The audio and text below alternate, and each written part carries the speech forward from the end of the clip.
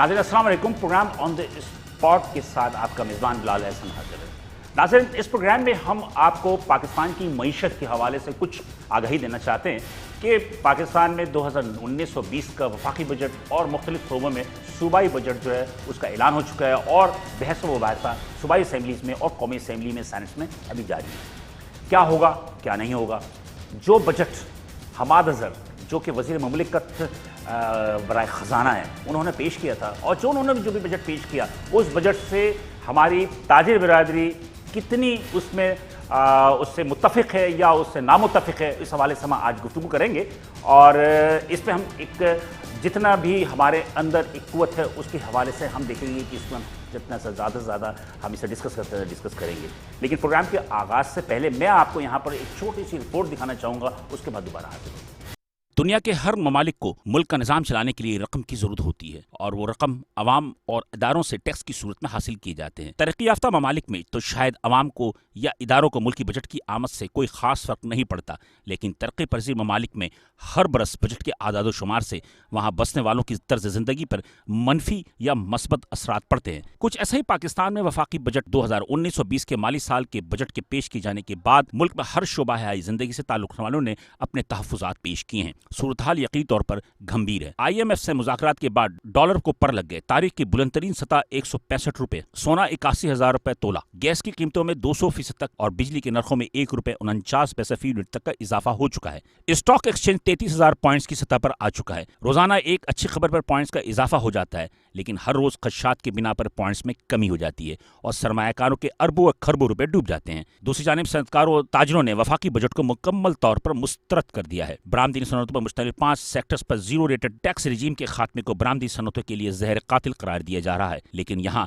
ये भी सवालात उठाए जा रहे हैं कि ताजरों और सनअतकारों ने माजी में मरात और यूरोपीय यूनियन की जानिब से पाकिस्तान को GSP प्लस का दर्जा मिलने के बावजूद मुल्क की बरामदात 20 अरब से ज़ायद नहीं हो सकी। उसका कौन जिम्मेदार है, जबकि ताजिर इसे हुकूमत की जानिब से बिजली और गैस के नरखों में इजाफा करार देती है, जिसकी वजह से कॉस्ट ऑफ डूइंग में इजाफा हुआ है, जिसकी वजह से खित्ते के दीगर ममालिक की मसनूआत की कम कीमतों का मुकाबला नहीं कर सकते। सबसे हैरतनाक अमर टैक्स कलेक्शन करने वाला इदारा FBR को माली साल 2019-20 में तारीख का बुलंद तरीन हदफ 555 अरब रुपए टैक्स के मद में जमा करने का हदफ दिया गया है, जिसे नाकाबिल अमल करार दिया जा रहा है। GDP ग्रोथ 4% का हदफ मुकर्रर किया गया है, जो कि नाकाबिल अमल है। अफरात ज़र इस वक्त 12 से 13% की सतह पर है, जिसकी वजह से महंगाई तारीख की बुलंद तरीन सतह पर आ चुकी है। टैक्स एमनेस्टी स्कीम काले धन को सफेद करने के मंसूबे से हुकूमत को बहुत सी उम्मीदें वाबस्ता हैं, जो कि 30 जून तक काबिल अमल हैं, जबकि माजी के तजुर्बात इसे मशकूक बना रहे हैं। ज़राए के मुताबिक IMF को इस मंसूबे पर तहफ़्फ़ुज़ात हैं। हुकूमत हर फैसले को IMF का मुतालबा करार देती है, जबकि IMF इसे मुस्तरद करती है। कुछ भी है, अवाम और ताजिरों समेत हर शोबा जिंदगी की राय में 2019 और 20 के माली साल के बजट को IMF का बजट कहा जा रहा है। जी वेलकम बैक। आपने ये रिपोर्ट देखी होगी और इस रिपोर्ट को देखने के बाद हम थोड़ा सा इस प्रोग्राम की तरफ चलेंगे, लेकिन सबसे पहले मैं अपने मेहमानों का आपसे तारुफ करवाता हूँ। तो मेरे सबसे पहले मेहमान हैं वो दानिश खान साहब हैं, जो कि प्रेसिडेंट हैं Korangi association of trade and industry के, यानी उर्फ आम में काटी। मेरे दूसरे मेहमान हैं उमर रेहान साहब। उमर रेहान साहब वाइस चेयरमैन हैं ये पाकिस्तान वरासमती मैन्युफैक्चर एसोसिएशन के। और मेरे तीसरे मेहमान हैं एजाज अहमद साहब, ये हैं साबिक चेयरमैन टेंडर्स एसोसिएशन। ये 3 मेहमान हमारे साथ हैं। और प्रोटोकॉल के हवाले से सबसे पहले तो मैं दानिश खान साहब से ही मतलब कि गुफ्तगू का आगाज़ करूँ। काटी के प्रेसिडेंट होने के नाते यकीनी तौर पे एक बहुत बड़े इंडस्ट्री ये स्टेट है, आपकी इंडस्ट्री स्टेट है। आप क्या समझते हैं कि ये जो वफाकी बजट आया, इस वफाकी बजट से कितना ज़्यादा मुत्तफ़िक़? Thank you very much. बिस्मिल्लाहिर्रहमानिर्रहीम। अभी जो बजट आया है ना, ये खान साहब का जो बजट है, फर्स्ट बजट जिसको हम कहेंगे, PTI की फर्स्ट बजट है, इसमें काफ़ी एनोमलीज़ हैं, मतलब क्लियर नहीं है, पिक्चर क्लियर नहीं है।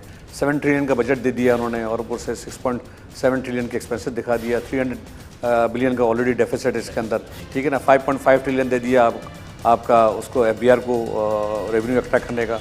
और उसके बाद बहुत सारी चीज़ें उन्होंने, मतलब मैं आपको पहले भी बहुत सारे फोरम पे कह चुका हूँ कि पाकिस्तान की जो वाइट इकोनॉमी वो 20% है और ब्लैक इकोनॉमी ऑलमोस्ट 75 to 80% है ना। अब 75 to 80% को आप एक या हफ्ते में ओवरनाइट आप उसको सही करना चाहेंगे तो उसको इज़ वेरी वेरी डिफिकल्ट। जो टारगेट दिया है 555 बिलियन का, आप मैं कहता हूँ देखिए, तो प्रोजेक्शन दिए ना, ये उन्होंने फोरकास्ट किया कि ये है। लास्ट टाइम भी फोरकास्ट किया था पाकिस्तान इसका, इस बजट का 4.2 ट्रिलियन या तो वो भी मैं शॉर्टफॉल है। और अगर ये मिनिस्ट्री से अगर पैसा आ गया तो शायद मेरे ख्याल से कवर कर सके। 30 तारीख जो डेडलाइन दी है। देखिए इसमें मिडिल क्लास सबसे ज़्यादा जो हर्ट होगा मिडिल क्लास होगा। अभी जो बजट आया है, ये जो बजट दिया है 2019 और 20 का, ये टोटल IMF का बजट है। ये आपको पता ही है। इसमें आप देखें काबू आप पॉलिसी रेट कहाँ से कहाँ चला गया है। आपकी आज डॉलर देखिए आप, आज हम आज 165 बैठे हैं। मतलब ये कहाँ, हम कहाँ जाएंगे, कहाँ जा रहे हैं। हाँ 170, 175, 185 की आवाज़ें आ रही हैं। तो आपकी महंगाई आपकी कहाँ चली जाएगी। आप देखें पाकिस्तान तो 15 से 16 बिलियन डॉलर का तो आपका सिर्फ ऑयल का इंपोर्ट है। फिर आपकी जो है नेसेसिटी आइटम्स ना, जितना भी आप लग्जरी को ख़त्म कर दें, इस पर कर दें, मगर आप बहुत सारी चीज़ें तो और 165 या 170 या 180 जहाँ पता नहीं कहाँ पर रुकेगा आगे। तो अगर करेंगे तो ये महंगाई कहाँ जाएगी। देखिए एक तबका रह जाएगा, या तो बहुत अमीर हो जाएगा या तो बहुत गरीब, मिडिल क्लास खत्म हो जाएगा। ये एक्सपोर्टर्स की तो हमेशा से दानिश साहब ये मुतालबा रहा है कि रुपए की कदर को कम करें ताकि एक्सपोर्ट बढ़ेगा। देखिए बात सुने, एक आपकी तो बहुत सारी चीज़ें जो है पाकिस्तान में जो कहते हैं कि एक्सपोर्टर्स भी जो है इस पर खुश नहीं। मैं तो खुश नहीं हूँ। मैं तो एक्सपोर्टर हूँ। मैं तो 100% एक्सपोर्टर हूँ। मेरे तो लेदर का और लेदर गारमेंट्स का एक्सपोर्ट है ना। अब बताइए मेरी करेंसी, मैं तो ऐसे ग्लोबल सोचूंगा ना, अपने मुल्क के लिए सोचूंगा ना। मैं अपना इंटरेस्ट देखूँ तो I am not a Pakistani. लेकिन बहरहाल एक्सपोर्ट बढ़ता है। मगर देखिए बात सुने, एक शॉर्ट टाइम के लिए, जैसे मेरे ऑर्डर्स आपने मुझे, एक मेरे कस्टमर ने मुझे 6 महीने पहले ऑर्डर दे दिए, ठीक है ना। अब अगर मैं 6 महीने बाद मेरी डिलीवरी है या 4 महीने बाद डिलीवरी है, उस छोटे पीरियड का मुझे इंपैक्ट आएगा। मेरी तो इंपोर्ट्स आपको पता है, Pakistan is not making any chemicals, Pakistan is not making any dyes ना, Pakistan is not making any zippers, you know, accessories कोई नहीं बना रहा है। पाकिस्तान की बहुत सारी चीज़ें इंपोर्ट होती हैं, ठीक है ना। अब वो इंपोर्ट अगर मैं 165 का मुझे आज या 168 का मैं इंपोर्ट करूंगा और आपको पता ड्यूटीज लगा दी, स्टेट टैक्स आपने जीरो रेट रेजिम को आपने ख़त्म कर दिया, उस एग्जाम हटा दिया आपने, तो ये महंगा, प्लस आप इतने टैक्सेस और इतने किसी को कुछ समझ में नहीं आ रहा। मतलब अब अभी तक कोई क्लियर बजट के कोई क्लियर नहीं है। आप तो वैसे जो प्रेसिडेंट है कार्टी के, ये तो आप 5000 6000 सनतों के जितने भी उनकी एक नुमाइंदा हैं जो आप प्रेसिडेंट बैठे हैं। अब मजमूई तौर पर क्या शिकायतें आ रही हैं? देखिए बात सुने, गैस की प्राइसेस बढ़ा रहे हैं आप लोग 190%, 190% गैस बढ़ा दी, ठीक है ना। आप बिजली बढ़ाएंगे आप, ठीक है। आपने इंटरेस्ट रेट बढ़ा दिया। अब आपका इंटरेस्ट रेट जो है अगर 18-19%, देखें एसएमईज दुनिया जो है वो LTUs होते हैं, लार्ज इंडस्ट्रीज होती हैं मैन्युफैक्चरिंग, और LTUs छोटे होते हैं, SMEs होते हैं ना। SMEs जो होते हैं 80% होते हैं किसी भी कंट्री के चलाने का, उस कंट्री का तो SMEs होते हैं। पाकिस्तान में SMEs कैसे सर्वाइव करेंगे अगर आपने 18-19% आपका बैंक इंटरेस्ट रेट हो गया, प्लस आपकी 18 से 19 रुपये आपकी बिजली महंगी हो गई, हाँ आपकी गैस इतनी महंगी हो गई, तो काम कैसे करेगा, आपको प्रोडक्ट कैसे बेचेगा। आपकी कंपटीशन जो है ना, आपके बांग्लादेश के साथ कंपटीशन है, आपको कंपटीशन वियतनाम के साथ है। लेकिन गवर्नमेंट तो कहती है कि एक्सपोर्ट इंडस्ट्रीज को जो है वो मैं देखिए एक कहाँ पे नहीं कुछ नहीं, सब कुछ भी नहीं दे रही। सब अब आप देखें, ये है कि IMF ने कह दिया कि अब सब्सिडीज खत्म करनी है, ठीक है। पाकिस्तान देखें, पाकिस्तान के ऊपर खान साहब कहते हैं 32 ट्रिलियन का कर्जा है ना, ठीक है ना। जो टोटल जो कर्जा है वो तकरीबन ऑलमोस्ट 32 ट्रिलियन। आपकी इंपोर्ट जो है 46-40, ठीक है, वो करंट डेफिसिट कम किया है। आपकी एक्सपोर्ट्स नहीं बढ़ी है। एक्सपोर्ट्स ना बढ़ने की बहुत सारी वजूहत हैं। Who is coming to Pakistan में कोई आता नहीं है, आपको पता है, ठीक है। हमारे हालात अल्लाह का शुक्र है पिछले 4-5 साल में बहुत हालात अच्छे हो गए, मगर हमारे इंटरनल के अलावा हमारे एक्सटर्नल दुश्मन बहुत है। मैं समझता हूँ कि it is not industrial friendly नहीं है और ये बिजनेस फ्रेंडली नहीं है। ये बजट मेरा अपना दायरा है कि ये हातमी नहीं है, अभी बहस चल रही है, इसमें बहुत सारी यहाँ पे बहुत सारे चेंजेस। आपकी बात दुरुस्त है, और आपने अपने जो एक जनरल जो इंडस्ट्रीज़ के जिसके क्या आप एक नुमाइंदा हैं, उनके हिसाब से तो बिल्कुल दुरुस्त फरमा रहे होंगे। मैं उमर रेहान साहब से बात करना चाहूँगा कि वाइस चेयरमैन में है पाकिस्तान मैन्युफैक्चर एसोसिएशन के। वनस्पति भी एक बुनियादी चीज़ है, लोगों की अपनी ज़िंदगी में इसका बड़ा ज़्यादा अमल दखल भी है। क्या समझते हैं आपके जो घी इंडस्ट्री पे हुकूमत ने जो 16+1 1% जो फिक्स टैक्स था और 16% जो सेल्स टैक्स था, उसको 1% फिक्स टैक्स को हटा के उन्होंने 17% कर दिया सेल्स टैक्स, तो इस पे कुछ खुश हैं या कुछ इसमें भी कुछ कबात हैं? देखिए जी, अभी जैसे दानिश खान साहब ने बोला है, मैं इनकी बात से मुत्तफिक हूँ कि काफ़ी ज़्यादा अभी बजट में अनोमलीज़ हैं, और तकरीबन 22 जून तक 146 जो मुख्तलिफ सेक्टर से अनोमलीज़ जो हैं अभी तक इनके पास सबमिट हुई हैं। तो अभी तक कोई पोजीशन क्लियर नहीं हो रही हमें कि हमें 1 जुलाई से कारोबार कैसे करना है। आपने तो मुतालबा दिए होंगे ना? लिहाजा डेफिनेटली हमने सबमिट किए हैं। जो भी उसमें हमने इनसे क्लैरिफिकेशंस मांगी हैं कि आप हमें बताएं कि क्या है, किस तरह आप लोग जो है वो क्या क्या आपने ड्यूटी टैक्सेस और वो सारा सिस्टम कैसे होगा। तो लिहाजा जब तक ये बजट पास हो जाए और एक्ट बन जाए तो फिर पता चलेगा कि क्या एक्ट बना है और उसके मुताबिक ही फिर हमको बात कर पाएंगे। अभी तो मैं समझता हूँ कि ये ऐसे इसके ऊपर बात करना जो है वो अभी मुनासिब नहीं है। वनस्पति मैन्युफैक्चरिंग एसोसिएशन को आप प्रेजेंट करते हैं, वाइस चेयरमैन भी उनके।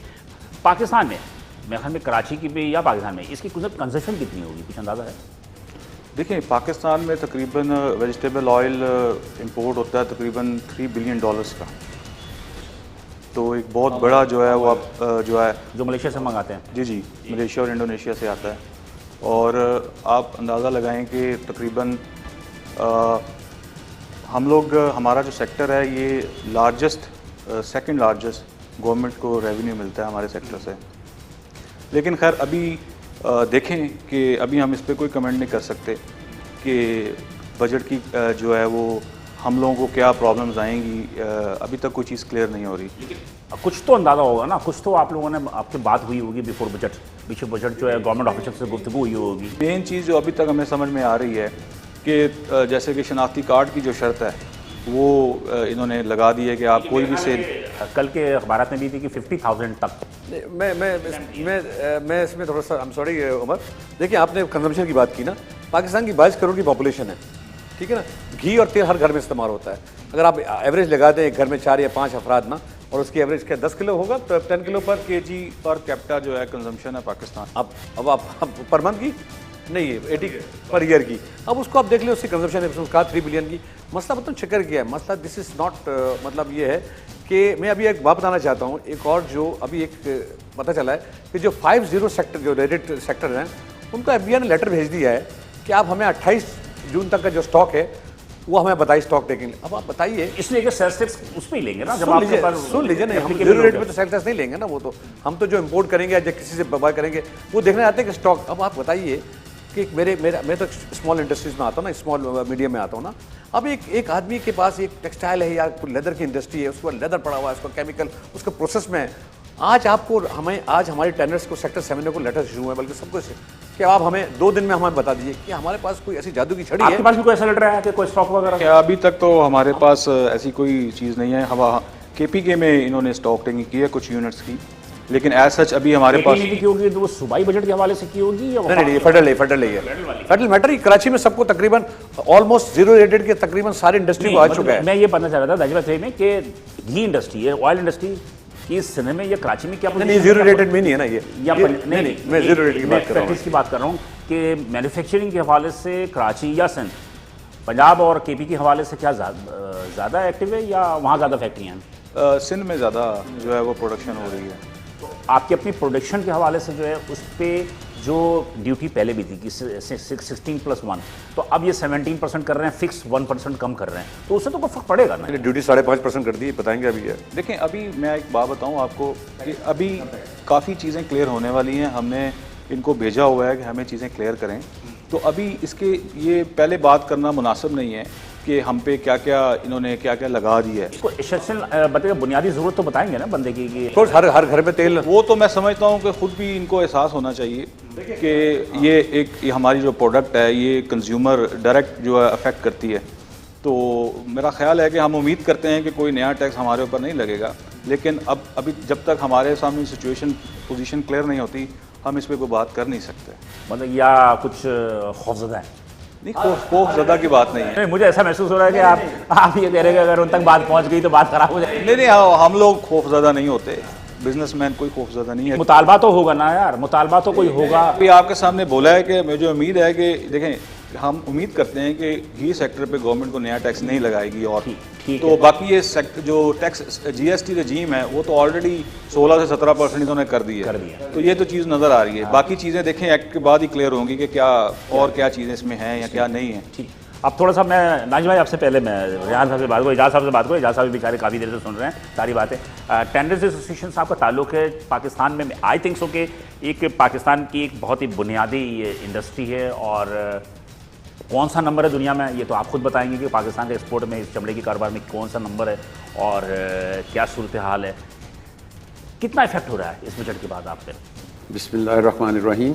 ये इस बजट के बाद जो हमारा लेदर सेक्टर है वो काफ़ी परेशान है, मैं आपको सही बताऊं। सबसे पहले तो बता दीजिए ना कि पाकिस्तान दुनिया में कितने नंबर पे आता है? दुनिया में जो लेदर का बिजनेस का टर्नओवर है ना पूरी दुनिया में, वो तकरीबन 120 बिलियन डॉलर है, 120 अरब डॉलर का बिजनेस है।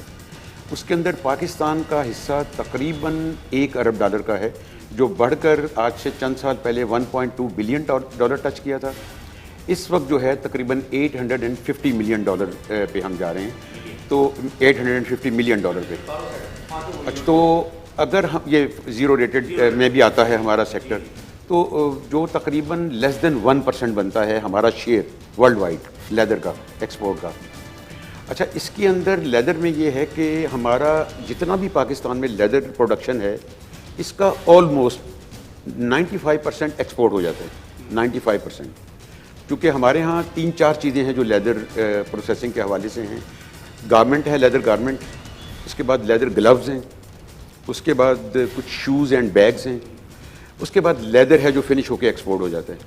अच्छा, ये सारा मिला के तकरीबन 850 मिलियन डॉलर ये हम एक्सपोर्ट कर पा रहे हैं, और तकरीबन 95% एक्सपोर्ट हो जाता है।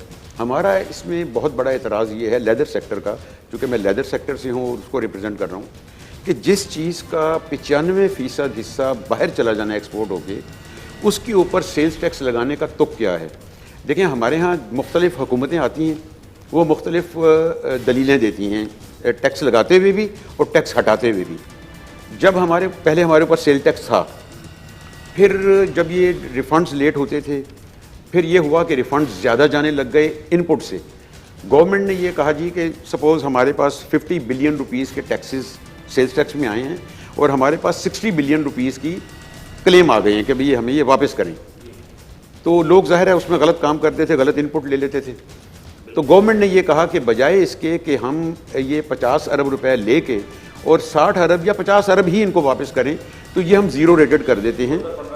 ये इन्होंने ख़त्म कर दिया, ज़ीरो रेटेड कर दिया कि ना हम आपसे सेल्स टैक्स लेंगे ना हम रिफंड देंगे। इजाज़ साहब, गुफ्तगू से जारी रहेगा, हम मज़ीद आपसे गुफ्तगू करेंगे, लेकिन नाज़रीन यहाँ पर हम एक छोटा सा वक्फा लेंगे, और वक्फे के बाद जब दोबारा वापस आएंगे तो इजाज़ साहब की गुफ्तगू जहाँ रुकी है हम वहीं से दोबारा इसको जोड़ेंगे, तो साथ रहिएगा।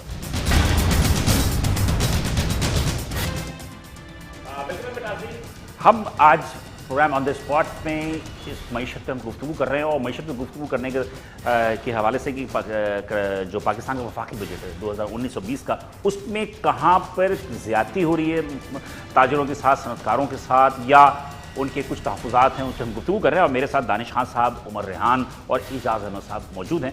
और वफ़े में जाने से पहले एजाज़ साहब की गुफ्तगू तैयारी थी, तो आप उसको कंप्लीट कर लीजिए। मैं जिक्र कर रहा था लेदर की एक्सपोर्ट और टोटल प्रोडक्शन के हवाले से। आप जीरो रेट की बात कर रहे थे कि जीरो रेट में आपको हो गया कि रिफंड नहीं होगा, ठीक है जी, आप उस पर 17% लगा दिया। उसमें गवर्नमेंट को कोई फ़ायदा नहीं होगा।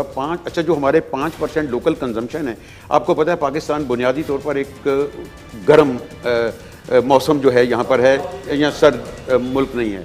तो हमारे यहाँ लेकिन मौसम फ्रांस भी गर्म मौसम वाला मुल्क हो गया। देखें, चंद दिनों के लिए आता है। पाकिस्तान में मैं आपको बता सकता हूँ कि जो हमारी पाकिस्तान में टोटल गारमेंट की प्रोडक्शन है, उसका शायद 1% भी यहाँ कंज्यूम नहीं होता।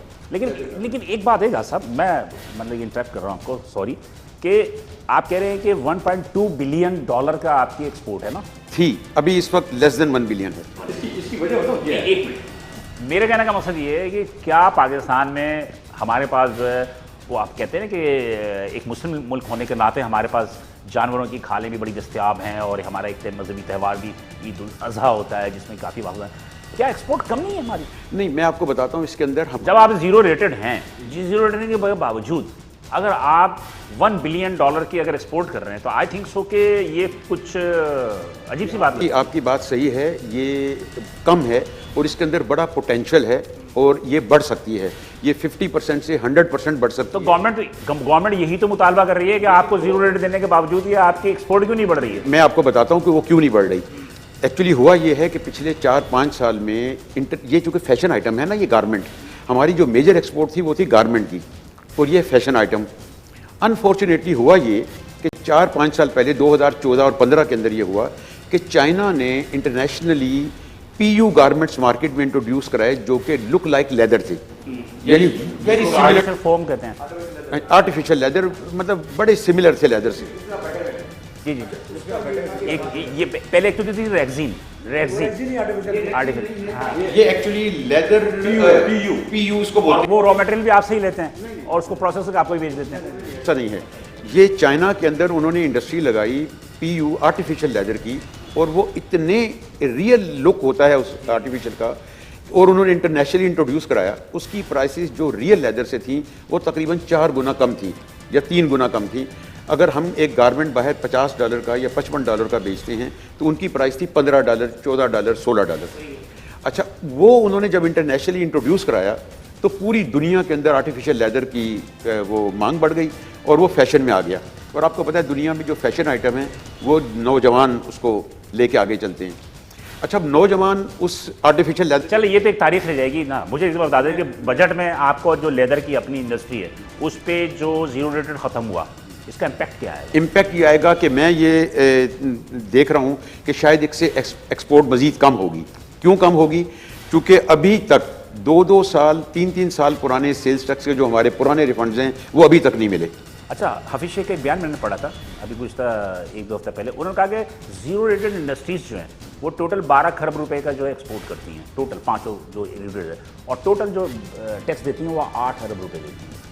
नहीं, उनकी फिगर्स ये सही नहीं है पूरी तरह। ये नहीं, ये फिगर्स सही नहीं है। देखें, जीरो रेटेड का तो एक्सपोर्ट तो हो गया, अब उसके अंदर टेक्सटाइल का कुछ फ़र्क कितना है वो मुझे पता नहीं, चूँकि मेरा ताल्लुक नहीं है उससे। लेकिन लेदर की हद तक मैं आपको बिल्कुल गारंटी से बता सकता हूँ कि हमारे यहाँ कोई ऐसा वो नहीं है, क्योंकि यहाँ लोकल कंजम्पशन ही नहीं है। और अगर है थोड़ी बहुत शूज़ के अंदर तो उसके बाकायदा ये हर जगह पर टैक्स दिया जाता है। द बिगेस्ट इंडस्ट्रीज हिलाल है, ये सॉरी हिलाल टेंडरी वाले जो हैं, सर्विस वाले हैं, बाटा वाले हैं, ये सब देते हैं। तो ये ऐसा नहीं है, लेदर इंडस्ट्री में ऐसा नहीं है। इसमें ये होगा कि 17% जब आप सेल्स टैक्स लगा देंगे तो हमारे यहाँ अगेन एक लिक्विडिटी करंट आ जाएगा। और हमारी लेदर इंडस्ट्री ऑलरेडी बहुत ज़्यादा कैश फ्लो से बहुत ज़्यादा मुतासिर है और वो इसको बहुत ज़्यादा बुरी तरह फेस कर रही है। अब जब हम 17% मज़ीद ये हमारा गवर्नमेंट ले लेगी, गवर्नमेंट कह रही है कि 17% तो अभी तो कॉमन सेंस बहस चल रही है, मेरी पॉसिबल ये 7.5% पे आ जाए। इवन मैं कहता हूँ वो भी एप्लीकेबल नहीं होगा। सर मैं ये कह रहा हूँ कि इससे पहले 2% था, 2% के रिफंड अभी तक नहीं मिले कई सालों से। तो 17.5 ये 17% या इवन 7.5%। आप ये कह रहे हो कि इंडस्ट्रीज के जो है वो सरमाया फंस जाएगा, आपकी लिक्विडिटी खत्म हो जाएगी। तो मैं आपकी 2 चीज़ मैं थोड़ा सा बताता हूँ कि ये मैं थोड़ा सा बताता हूँ इसको। देखिए, मेरे खुद लेदर से मेरे खुद टैनरी वाला हूँ, मैं एक्सपोर्टर हूँ। मैं आपको एक बात बताऊँ, आपको आपने कहा कि ये बढ़ क्यों नहीं रही है ना। ये देखिए, इन्होंने कहा कि ये पीयू जो है ये 4-5 साल पहले आ गया है। देखिए, आपको यहाँ पे एक चीज़ नोट करना पड़ेगा कि ग्लोबल रिसेशन भी है, ग्लोबल इकोनॉमिक क्राइसिस भी है। आपको पता है स्पेन है, इटली है, ग्रीस है, ये तो डिफॉल्ट होते होते बचे ना। ये तो ठीक, आयरलैंड है, आप बहुत सारे ऐसे, आइसलैंड है, तो ये यूरोपियन ममालिक हैं। फिर बीच में क्राइसिस आया था यहाँ पे, इकोनॉमिक क्राइसिस 2012 के बाद जो अमेरिका के अंदर आया था या यूरोप के अंदर भी आया था। अब आप देखिए, मैंने आपको बताया जो 5 साल पहले या 6 साल पहले जो ये इन्होंने इंट्रोड्यूस किया है आपका जो पीयू को, जो आर्टिफिशियल लेदर जिसको हम कहते हैं, तो उसकी प्राइसेस बहुत कम थी, फैशन में आ गया वो लोगों के पास। वहाँ पे आप यकीन करें कि लेदर जैकेट, मैंने आपको पहले ही बताया था, एक लेदर जैकेट एक शॉप के अंदर जो मिनिमम प्राइस है उसको $250-$300 होती है, या $170 या $180 होती है। जबकि पीयू की जैकेट की प्राइस जो एकदम लेदर की तरह लगता है, हाँ, उसकी $40 या $45, और आप किसी सुपरमार्केट में चले जाए तो शायद वो 30-35 में मिल जाए। तो आप खुद सोचिए कि एक आदमी की 1000 या 1200 जो है यूरो तनख्वाह है, तो वो किस तरह से वो अफोर्ड करेगा। मैं आपको ऐड करूँ। दानिश भाई बात सुना, ये बहुत लंबी कहानी हो जाएगी। मुझे सिंपल सी बात बता दीजिए कि क्या हमारे यहाँ R&D, रिसर्च एंड डेवलपमेंट, इस पे हमारी तवज्जो नहीं है। आखिर R&D आप करें, रिसर्च एंड डेवलपमेंट पे जाएं, आप अपनी प्रोडक्ट की। मुझे आज हम ये प्रोग्राम लेदर पर नहीं कर रहे हैं, लेकिन एक बात छिड़ गई तो मैं आपसे कह रहा हूँ कि R&D, रिसर्च एंड डेवलपमेंट हमारे यहाँ नहीं है। ये मैं आपसे इत्तेफाक नहीं करता हूँ। आप पाकिस्तान, अगर आप रिसर्च एंड डेवलपमेंट देखिए, आप इसकी आप करें ना, बहुत लंबी बात हो जाएगी, बात निकलेगी तो दूर तक चली जाएगी ना। मैं आपको बता दूं, देखिए पाकिस्तान एक वॉर ऑन टेरर पिछले 8-10 साल से लड़, सुनते रहिए पूरी बात ना।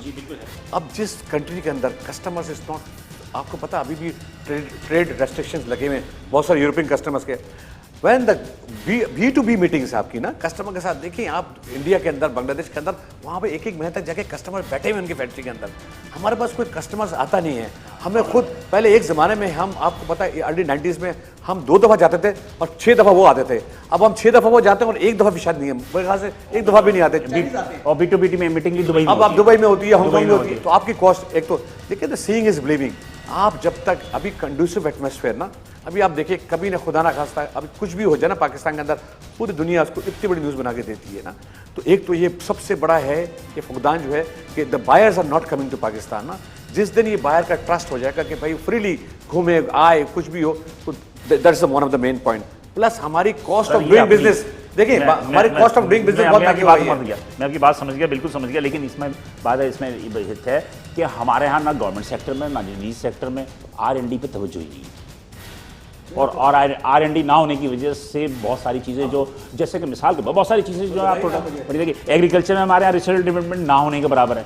हम एक ज़रूरी मुल्क होने के बावजूद, इसके अलावा हमारे इंडस्ट्रीज़ में जो है गवर्नमेंट सेक्टर में अगर R&D हो गई होगी, ठीक, आप देखें कि यही मैं कह रहा हूँ, मेरी बात सुना, हम हर चीज़ के लिए सरकार की तरफ देखें। नहीं देखिए, जो चीज़ सरकार को करना वो सरकार को करना। अब आप बताइए, इंफ्रास्ट्रक्चर मेरा काम है बनाने का, पानी देना मेरा काम है, तो पानी सरकार देगी ना। लेकिन वो भी उसमें भी ताजिर है, इंफ्रास्ट्रक्चर भी ताजरी बना रहे हैं, पानी भी देखिए, ताजरी दे आप रहे हैं। सोचे कि मुझे जब तक कंड्यूसिव एटमॉस्फेयर, मैं देखिए बात सुने, अगर मैं सुबह निकलता हूं मैं दफ्तर से, हाँ, और मुझे पता कि ट्रैफिक का हाल है, ये है, रोडों की ठुहारत है, मुझे पता है फोन आ जाएगा कि सर बिजली चली गई है, हाँ बिजली 4 घंटे के लिए चली गई है, या मुझे पहले गैस, लॉ एंड ऑर्डर देखिए, का मसला है। नहीं लॉ एंड ऑर्डर तो अल्लाह का शुक्र है, मुझे फोन आएगा मैनेजर का, सर गैस का प्रेशर ही नहीं है। सुनते रहिए बुरी बात ना, रोड एक टूटी भी है, सर पानी है नहीं, पानी आपको, तो एक बात बताइए, मैं तो ये सब कुछ लूंगा ना जब ये चीज़ लेके, जब आप कहते हैं ना मेरे रिसर्च एंड R&D में क्यों तवज्जो नहीं है, जब 8 घंटे के काम में 3 घंटे में ये देखूंगा, फिर ऊपर से 16-17 एजेंसी आएगी। आपकी बात दुरुस्त है, आपने लॉजिक दी, आपकी लॉजिक को मैं एक्सेप्ट करता हूँ। आपकी बात उमर साहब, आप ही बता दीजिएगा कि ये जो वनस्पति घी है, ऑयल है, वेजिटेबल ऑयल है, ये सारी चीज़ें हैं हमारे मुल्क में, इसमें हाइजीनिक और हाइजीनिक का बड़ा मसला है। इसमें क्या एसोसिएशन जो आपकी वनस्पति मैन्युफैक्चरिंग एसोसिएशन है, क्या उन 2 नंबर या 3 नंबर इंडस्ट्रीज़ को, वो भी तो वही बेनिफिट ले रहे होंगे ना, जो कि माशाल्लाह जो जेन्युइन काम कर रहा है वही बेनिफिट वो भी ले रहे हैं। लेकिन हमारे यहाँ बहुत ज़्यादा जो है इस इंडस्ट्री के अंदर जो है वो गलत लोग आ गए हैं। इसके हवाले से क्या आपको कोई नो हाव है या कुछ कहना चाहेंगे? को थोड़ा इसमें एक्सप्लेन कर दूं। पाकिस्तान वनस्पति मैन्युफैक्चरर एसोसिएशन जो PVM है, हमारी बॉडी है जो रिप्रेजेंट करती है घी एंड ऑयल इंडस्ट्री को पाकिस्तान में। 127 हमारे यूनिट हैं और all over Pakistan, 127 units manufacturing units हैं। और ये सारा ऑर्गेनाइज सेक्टर है। अनऑर्गेनाइज सेक्टर एज सच हमारे इंडस्ट्री में नहीं है। हाँ, अगर जो छोटा मोटा कोई जालसाज तो छोटे मोटे कहीं ना कहीं बैठे होते हैं, वो भी वो ब्रांडिंग जो है वो किसी का ब्रांड इस्तेमाल कर। इंडस्ट्री में ऐसी इंडस्ट्रीज लगी हुई हैं जहाँ पर कि हमने छापे भी मारे कि जो बाकायदा किराए पे उन्होंने शेड लेके और ये काम कर रहे हैं, टिल अभी भी हो रहा है। वेलकम है नाज़रीन, प्रोग्राम ऑन द स्पॉट में हम मईशत पर गुफ्तगू कर रहे हैं और काफ़ी गुफ्तगू कर चुके हैं, जो कि आप यकीनी तौर पर सुन भी चुके होंगे। वक्फे में जाने से पहले उमर रेहान साहब ने एक पॉइंट उठाया कि अगर हमने यही सब करना था कि मुख्तलिफ सेक्टर्स पे ड्यूटियाँ बढ़ानी थी, लोगों की जो आसानियाँ थी उसको ख़त्म करनी थी, बहुत सारी चीज़ें थी जिससे कि सनतकार, ताजिर, इवन के जो कि माहिरीन इकनॉमिक के वो भी परेशान है, तो फिर IMF के पास जाने की ज़रूरत क्या थी कि हमें $6 अरब लें, हम सूद अदा करें और बहुत सारे प्रेशर उनका लें, उनकी मुतालबात मानें, हम टैक्सेस में इजाफा करके अपने रेवेन्यू को बढ़ा लेते। ये बहुत अच्छा पॉइंट दिया, मैं आपकी बात से इत्तफाक करता हूँ उमर भाई। आप क्या कहते हैं कि ये सही गलत है? ये देखिए, मैं तो ज़ाती तौर पे तो ये समझता हूँ कि ये बेसिकली जो मेरा पर्सनल पॉइंट ऑफ व्यू अगर आप जानना चाहते हैं इस बारे में, ये IMF के पास इसलिए गए हैं कि इनको प्लानिंग नहीं करने आ रही थी, क्योंकि IMF तो इनको प्लानिंग, ये सारी जो प्लानिंग ये कह रहे हैं ये सारी IMF ने इनको दी है, तो इनके पास इतनी कैपेबिलिटी, IMF ने कंसल्टेंसी की ना, तो IMF देखें इतनी इनके पास ऐसी टीम ही नहीं थी जो इतनी कैपेबल हो कि वो इस सारी चीज़ों को खुद ही मैनेज कर ले। अब कोई भी चीज़ होती है, प्रेशर इन पे आता है, ये हमें कह देते हैं जी IMF की शर्त है, IMF की शर्त है, जबकि IMF ने कल IMF का वो जीरो रेट का बताया, उन्होंने जीरो रेट पर बताया कि जी हमने तो ऐसी कोई इन पर शर्त नहीं रखी थी, तो ये हर चीज़ IMF के ऊपर डाल रहे हैं। तो ऐड करूँ मैं इसके अंदर, देखिए IMF के पास तो देखिए जो भी कंट्री मेरे ख्याल से IMF फंस गई है, मैंने देखा उसकी तबाही हुई है। मगर ये देखिए पाकिस्तान, आपको पता है ना, पाकिस्तान का कर्जा, मैंने आपको कहा ना बहुत ज़्यादा कर्जा है। आपको तो आपका जो आधा बजट 2.6 ट्रिलियन जो है वो आपकी डेप्ट सर्विसिंग और आपका जो नहीं है जो आपका जो दूसरा बजट है दिफा का बजट है 2.6 ट्रिलियन, मतलब 7 बाकी जो है फिर आपको NFC अवार्ड्स देने हैं, आपको सरकार चलाने का पैसा क्या रह जाता है। तो देखिए टैक्स नेट खान साहब बढ़ाएं, ब्रॉड करें इसको। हाँ, मगर जो ऑलरेडी टैक्स पेयर है ना, अब देखिए सैलरी वाले पे जो मिडिल क्लास, मैं समझता हूँ ये सब बहुत पुरानी बातें हैं, ये सब पुरानी बातें हैं कि तो फिर टैक्स क्या नेट को हल क्या बढ़ाएं, है? टैक्स नेट को बढ़ाएं, जो टैक्स नेट दे तो रहे नहीं, हैं मतलब ये सब 1% टैक्स, 1% लोग टैक्स दे रहे हैं। मैं तो सिर्फ आज आपसे ये मालूम करना चाह रहा हूँ, इजाज़ साहब आप बताइएगा कि क्या हुकूमत ने जो ये सारे फैसले किए बहालत मजबूरी किए, इसको मानते हैं? मैं इससे पूरी तरह मुत्तफिक नहीं हूँ। मेरा ये ख्याल है कि हम जो बिज़नेस कम्युनिटी हैं, अगर हम स्टेक होल्डर्स हैं ना, हम मैन्युफैक्चरर्स हैं, हम एक्सपोर्टर्स हैं, हम प्रोड्यूसर्स हैं, तो बजाय ये सब चीज़ें हमारे ऊपर जितनी चीज़ें इम्प्लीमेंट की जा रही हैं ज़बरदस्ती, बजाय किसी के कहने पर की जाती, इनको ये चाहिए था कि स्टेक होल्डर्स को बुलाते, मैन्युफैक्चरर्स को बुलाते, एसोसिएशंस को बुलाते, एक्सपोर्टर्स को बिफोर बजट तो बुलाया उन्होंने बुलाया, लेकिन कोई बात नहीं मानी ना भाई। उन्होंने बुलाया, हमसे मशवरे किए, हमसे सजेशंस ली, कोई सजेशन नहीं मानी वो। अच्छा अब नहीं, मैं आपको बताता हूँ हमारी इससे वो बात दुरुस्त है, लेकिन एक एज ए पाकिस्तानी आप ये छोड़ देंगे, आप ताजिर हैं, इंडस्ट्री है, एक एज ए पाकिस्तानी हुकूमत कहती है कि पिछली हुकूमतें जो थी उन्होंने इतने हज़ार अरब रुपए जो है वो कर्जे लिए, हाँ, खजाना खाली था, ये था, वो था, बहुत सारी कहानियाँ दी।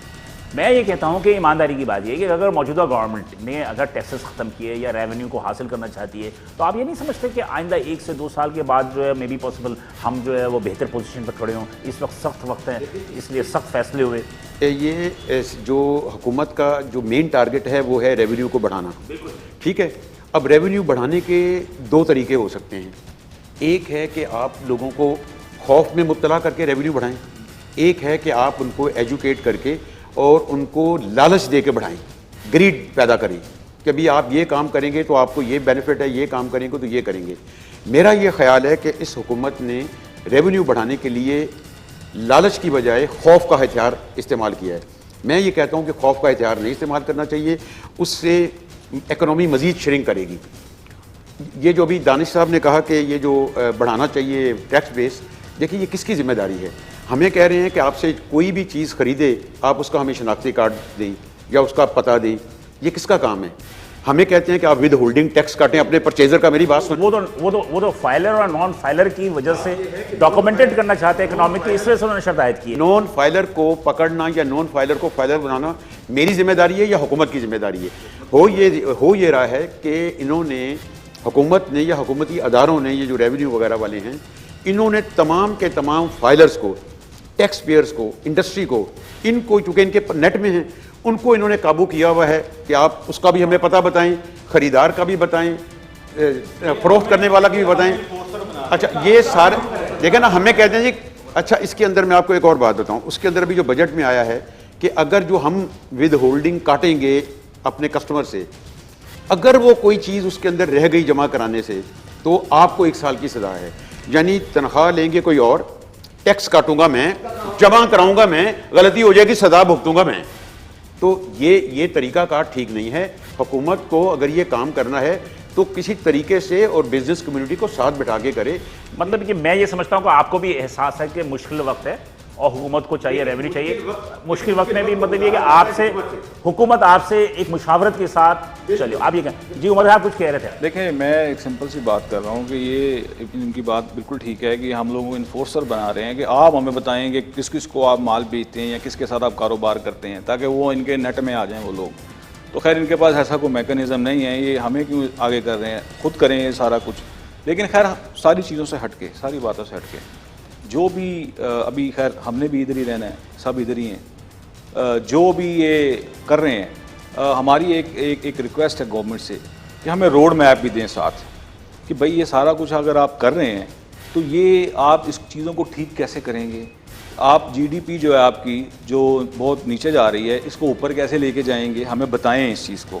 इन्फ्लेशन जो है जो बढ़ती जा रही है, इसको कम करने का क्या तरीका है। कि जीडीपी ग्रोथ को बढ़ाने में सबसे मुनासिब जो है वो ताजर ही इन्वॉल्व होते हैं, ताजर ग्रोथ को बढ़ा सकते हैं। तो हमें बताएं कि जी हम आप पे ये टैक्सेस लगा रहे हैं, अब हम लोगों ने कैसे काम करना है और किस तरीके से चीज़ों को बेहतर करना है, अब हमें ये भी तो बताएं ना।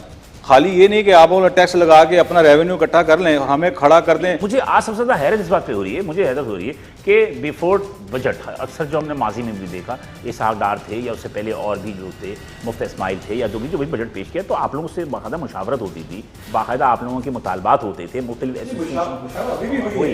तो ये क्या ऐसी मुशावरत हुई होगी? लेकिन मेरे ख्याल में बड़े इलाकों से कर दी होगी, तो सारे ताजिरों से नहीं की उन्होंने। देखें, प्रपोजल हम सब ने दिए हैं, प्रपोजल सबसे लेते हैं, वो करते तो अपनी मर्जी हैं, लेकिन वो उसमें वो उन्होंने एक्सेप्ट कितने किए हमने ये देखना है, एक्सेप्ट कितने हुए हैं। देखें अभी मैं आपको पहले बता रहा हूँ कि 146 एनॉमलीज जो हैं इनको गई हुई हैं मुख्तलिफ सेक्टर से।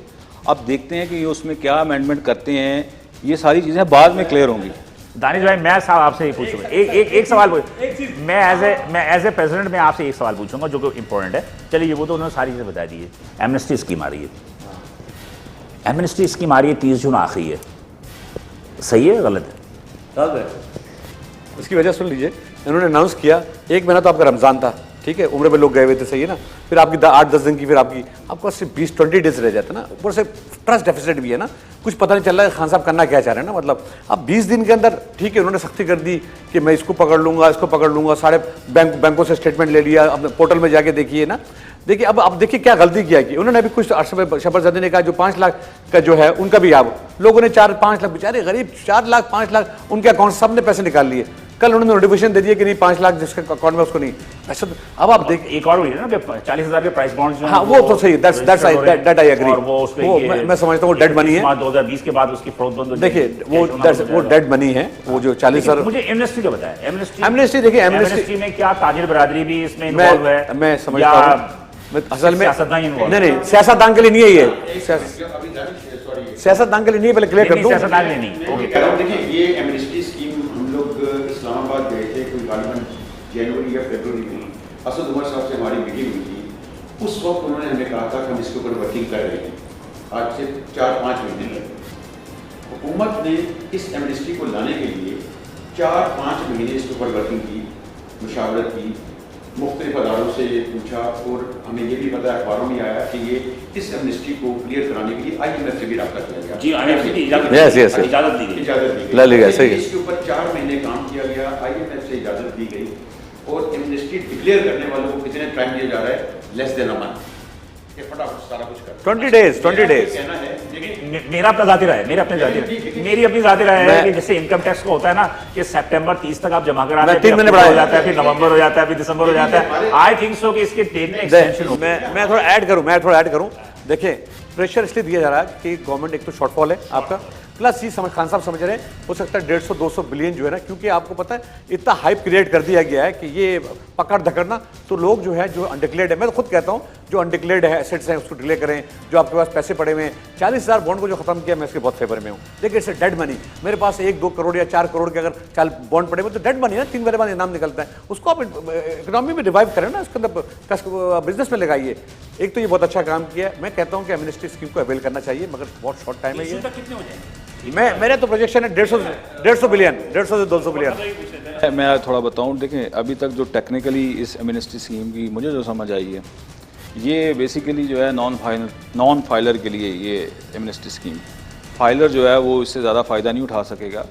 तो लेकिन बहरहाल ये, क्योंकि इन्होंने जो शर्त इसमें रखी है कि जो है 30 आपने अकाउंटों में पैसे रखने हैं, तो तभी हम मानेंगे कि ये आपकी पेमेंट वाइट है। और फिर वो भी सिर्फ कैश, वो भी कैश अमाउंट जो है, वो भी सोना, डॉलर, करेंसी, तो ये हाँ, लेकिन सोना को नहीं मान रहे, सोना इससे वो नहीं है उसमें। तो यही जो अभी ये थोड़ा इनके लिए क्योंकि ये कह रहे हैं कि जी अगर हमने ये शर्त ख़त्म कर दी तो लोगों ने एडवांस ही जो है वो इनकम टैक्स जो है वो लोगों ने जो एडवांस आपको प्रॉफिट होने हैं उसका ही आप पहले टैक्स जो है वो आपने उसकी वाइट मनी कर ली है, उसको वाइट कर लिया एडवांस प्रॉफिट कोई। तो ये सोच के इन्होंने ये शर्त रखी है। देखें, स्कीम्स तो आनी चाहिए। देखें, एमनेस्टी स्कीम्स हम अच्छी होती हैं, ये बिजनेस फ्रेंडली होती हैं, लोगों को सहूलत मिलती है और ये अच्छी चीज़ है। मेरा अपना जाती राय है कि Karachi chamber of commerce, federation और जो जितनी भी बड़ी अदालतें थे उन सब के मुतालबात थे एमएसटी के लिए, मुझे याद है अच्छी तरह। लेकिन आप जो बात कर रहे थे ना असद उमर वाली बात, यहाँ पर थोड़ी सी कंफ्यूजन नहीं हो गई? नहीं, एक भी बात सुना कि असद उमर ने इसको शुरू किया, असद उमर ने शुरू किया, उसके बाद वो बीच में हट गए, उसके बाद फिर हफीज शेख साहब आ गए, तो दो जहन मिल गए। एमएसटी स्कीम तो बिल्कुल सही कदम है गवर्नमेंट का, ये आनी चाहिए थी। और मैं ये कह रहा था कि असद उमर साहब ने इसको इनिशिएट किया था और उन्होंने इसके ऊपर वर्किंग शुरू की। बिल्कुल सही बात है, हालांकि जबकि पीटीआई की गवर्नमेंट से खिलाफ थी, नवाज शरीफ के दौर में इसके खिलाफ थी। बहुत अच्छा किया, लेकिन इन्होंने एक तो टाइम बहुत कम दिया है, बहुत कम दिया है, इसको टाइम ज्यादा होना चाहिए। मेरा ख्याल है कि सर बढ़ जाएगी, आप इसकी फिक्र ना करें। इसके अंदर मेरा एक और है बढ़ जाएगी कि अभी टाइम का मैं जी, उसमें अभी उमर भाई ने भी और दानिश ने भी एक बात की थी कॉस्ट ऑफ डूइंग बिजनेस की। मेरा ये कहना है कि कॉस्ट ऑफ डूइंग बिजनेस तो एक है issue, ease of doing business भी होना चाहिए, बिजनेस में आसानियां करनी चाहिए। ऑपरेशन होना चाहिए। जैसे ये बहुत ज्यादा इंटरेस्ट रेट बढ़ता चला जा रहा है और 18-19 की प्रेडिक्शन आ रही है, मुझे बताएं इस इंटरेस्ट रेट में कौन इंडस्ट्री लगाएगा पाकिस्तान? कोई नहीं लगाएगा। तो जब तक इंडस्ट्रियलाइजेशन नहीं होगी आपकी एक्सपोर्ट कैसे बढ़ेगी? एक्सपोर्ट नहीं बढ़ेगी तो रेवेन्यू कैसे आएगा? और बैंक तो वैसे भी आपको पैसे नहीं देना चाहिए। मेरा ख्याल है इजी मनी को गवर्नमेंट को उसने पैसे दिए और पैसे ले लिए। एमनेस्टी के साथ साथ इंडस्ट्री को बहुत ज्यादा सहूलतें दे। आपकी बात से मैं मुत्तफिक हूं, लेकिन बात ही मुझे बताए, चलते चलते गुफ्तगू करेंगे, छोटी गुफ्तगू। मुझे बताइए कि 70-71 साल पाकिस्तान को हो गए, कौन सा बजट अच्छा है आज तक जिसका आप लोगों ने तारीफ की हो, आवाम ने तारीफ की हो? नहीं, बहुत सारे बजट ऐसे आए हैं। हाँ, अच्छे बजट आए हैं। नहीं है कि हमने तारीफ की। मुशर्रफ ने बहुत अच्छे बजट के दौर में अच्छे बजट आए। सर मुशर्रफ की बात करते हैं तो मुशर्रफ को बाहर से ऐड मिल रहे थे, इसलिए कि वॉर टेररिज्म के हवाले से अमेरिका उनको दे रहा था, कनाडा दे रहा था, मिडिल ईस्ट दे रहा था, तो उस वक्त उसके पास पैसों की कमी नहीं थी। अगर सही बताएं ना तो हमारे यहाँ एक 28-30 साल से जो मुसलसल चल रहा है ज़ियाउल हक के दौर से, वो हमें एक अफगान वार चल गई, उसके अंदर हमने बहुत ज्यादा इमदाद मिलनी शुरू की। मुशर्रफ के दौर में भी यही कुछ हुआ। 100% और क्या? हमने कभी भी फ्रेंकली स्पीकिंग अपने पैरों पर खड़ा होने की कोशिश ही नहीं की, हम एडों पे ही चलते रहे। अब अगर आप देखें ना, अगर गवर्नमेंट ने ये 70 साल या 40 साल बाद ये फैसला कर लिया है कि हमने अपने पैरों पे खड़ा होना है, तो जिन्होंने पैरों पर खड़ा करना है, I mean business community, industry, exporters, तो इनको साथ लेके चलें, इनको अपना हरीफ ना बनाएं। इनके लिए देखें ना इतने नोटिसेस और इतनी तकलीफें। बात यह है कि इसको 2 लफ्जों में कहिएगा कि मौजूदा बजट, एमनेस्टी स्कीम, ताजिर क्या मतलब कहते हैं कि ताजिरों को होप क्या है कि मुल्क में बेहतरी आएगी या अभी कोई तबाह बर्बाद हो जाएगा? इस वक्त for the time being situation जो है वो अच्छी नहीं है। लोगों का तबसरा बजट के ऊपर इस वक्त अच्छा नहीं है। लोगों का या ताजिरों का? ताजिरों का। आवाम तो खैर महंगाई पे ही रो रहे हैं। तो मैं समझता हूँ कि इनको चाहिए कि साथ साथ रोड मैप दें और इंडस्ट्रियलाइजेशन की तरफ तवज्जो दें, क्योंकि इस मुल्क को सिर्फ और सिर्फ ये टैक्स इकट्ठा करने से ये मुल्क ने तरक्की नहीं करनी। ये जब तक हमारी इंडस्ट्री इस मुल्क की तरक्की नहीं करेगी, ये मुल्क तरक्की नहीं कर सकता। इनको सारा फोकस इंडस्ट्री के ऊपर करना चाहिए।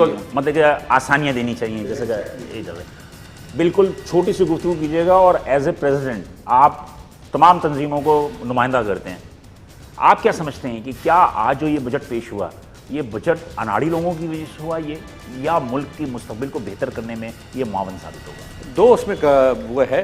देखिए, एक तो मैं कर दूँ कि ये अनाड़ी, एक तो खान साहब को चाहिए था कि 4-5 साल पहले जो ना ये अपने एक टीम बना लेते, और उसको सबको पता था कि आपको तो ओपन बुक है। नहीं आओ, ऐसा नहीं हुआ। अभी ठीक है, अभी जो क्योंकि इन पे प्रेशर बहुत है। देखिए आप अगर ना पैसा क्यों 9 बिलियन तो ले लिया ना चाइना, सऊदी अरब से, कतर भी दे रहे। देखिए पैसे तो आ रहे हैं ना, मगर क्यों? क्योंकि कर्जा हम पे बहुत ज्यादा है ना हमारे, आपको पता है। मतलब आप ये समझते हैं कि पिछली गवर्नमेंट का कसूर है? अगर पिछले ऑफकोर्स देखें ना 24,000, अभी खान साहब ने कहा 10 साल में 24,000 अरब रुपए लिए, वो कहाँ गए? अब उन्होंने बनाई ना, कोई टीम बनाई है, कमेटी बनाई है। मैं समझता हूँ, देखिए बात सुने, देखिए ये कह रहे हैं कि इंडस्ट्रियलाइजेशन, आपका सबसे बड़ा चंक जो रेवेन्यू करना, जो टैक्स करे, वो इंडस्ट्री देती है, आप उसको ही खत्म कर देंगे। सारी बातें आप मुझे बताइए कि क्या ये बजट मुस्तकबिल को बेहतर करेगा या बेड़ा गर्क करे? मैं समझता हूँ, मेरी राय है कि ये this budget is not a business friendly and industry friendly budget. This is, मैं समझता हूँ इंडस्ट्री लग नहीं सकती, इंडस्ट्री फ्लरिश नहीं कर सकती, इतने खतरनाक हालात में होगी, और इसकी वजह नहीं होगी। 2.4 GDP आपका जो है आपके बढ़ नहीं सकता, बल्कि श्रिंक होगी। आपको पता है कॉस्ट ऑफ डूइंग बिजनेस बढ़ जाएगा, वी कैन नॉट सर्वाइव। अनाड़ी लोगों का तो नहीं है। देखिए मैं उसको अनाड़ी की बजाय और लफ्ज इस्तेमाल करता हूँ। अनाड़ी की बजाय हम ये कहें कि ये नॉन प्रैक्टिकल लोगों का। ओके, देखिए हम लोग जो बिजनेस कर रहे हैं, जो प्रैक्टिकली फील्ड में हैं, उनसे इनको मुशावरत करनी चाहिए। इस बजट के बाद, इस इंटरेस्ट रेट के बाद मुल्क में कोई इंडस्ट्रियलाइजेशन नहीं होने जा रही। इंडस्ट्री नहीं लगेगी, आगे मामला नहीं बढ़ेगा। ठीक है। लॉ एंड ऑर्डर का प्रॉब्लम हो गया, लॉ एंड ऑर्डर की प्रॉब्लम हो जाएगी। हो गया, रिजेक्ट कर दिया बजट को ना, ओके। मैं तो रिजेक्ट करता हूँ। आपने भी रिजेक्ट कर दिया, आपने भी रिजेक्ट कर दिया। नाज़रीन, हमने जो गुफ्तगू की, इस गुफ्तगू से यकीनी तौर पे मैं नहीं कहता कि मुल्क की जो इकनॉमिस्ट हैं वो ये सारी बातें अगर सुन रहे हों तो उससे सुन के जो है अपने क़िबले को दुरुस्त कर लेंगे, या जो इंडस्ट्रियलिस्ट, जो मईशत को ग्रोथ देने वाले लोग जो बातें कर रहे हैं उनको मान लेंगे। हाँ, ऑन बोर्ड ने, मैं ये नहीं कह रहा, लेकिन ये बात तय है कि माजी की हुकूमतों की कुछ गलतियां जो थी वो वो मौजूदा हुकूमत को जो है बर्दाश्त करनी पड़ रही हैं। लेकिन ये भी यहाँ पर भी सबसे बड़ी बात यह है कि जो बजट या जो इकोनॉमिकल ग्रोथ को बढ़ाने के लिए जो इकदाम उठाए गए हैं उसमें मुशावरत नहीं की गई। या तो किसी को खौफ था, या किसी की हिदायत थी, या मामला क्या था, अनाड़ीपन का था, या किसी ने देर से उनको मशवरा दिया। हो सकता है कि अभी भी कौमी असेंबली में बहस चल रही है और अभी बजट पास नहीं हुआ है। बजट के पास होते होते हो सकता है कि बहुत सारी चीज़ें जो ये कह रहे हैं वो इसमें ऐड हो जाएं। अब मेरे ख्याल में खान साहब ने नोटिस लिया आज, वो महंगाई पे नोटिस लिया। अल्लाह करे कि सर, अल्लाह करे कि वो उनकी महंगाई पर नोटिस, डॉलर बढ़ रहा है तो महंगाई तो हो। अच्छा, मैं भी अमूमन ये कहता हूँ डॉक्टर कि एक होता है नोटिस लेना, एक होता है नोट्स लेना। तो इमरान खान साहब ने नोट्स लिए हैं या नोटिस लिया है, वल्लाह इल्म। सब आप मुझे इजाज़त दीजिए, इंशाल्लाह अगले हफ्ते से दोबारा मुलाकात होगी।